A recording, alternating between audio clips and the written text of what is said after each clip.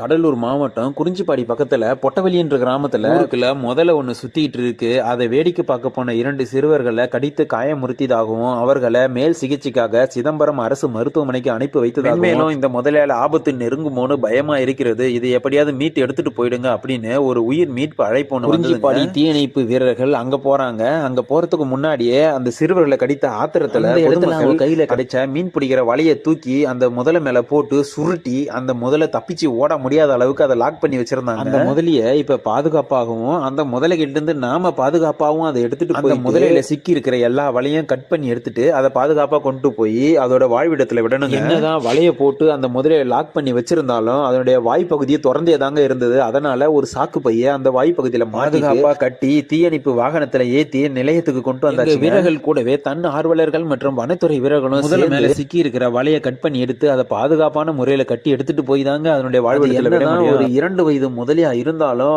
6 அடி நீட்டுக்கு இருந்ததால எங்களுடைய 3-4 பேருக்கு அழுத்தி பிடிச்சாலும் அந்த 3-4 பேரையும் திமிரி தள்ளுற அளவுக்கு பிரட்டி தள்ளுதலுக்கும் வலிக்காம எங்க வீரர்களுக்கும் எதுவும் ஆகாம பாதுகாப்பான முறையோட வாய்ப்பகுதிக்கு டேப்பு சுத்தியும் கால்களை மேல் பக்கமா கட்டியும் வனத்துறை வசம் பாதுகாப்பா ஒப்படைச்சாங்க. இது போன்ற எந்தவித அவசர தேவைகளுக்கும் 112 தொடர்பு கொள்வதில் எந்த தயக்கமும் கொள்ளாதீர்கள். பாதுகாப்பு எங்களின் கடமை. நன்றி, வணக்கம்.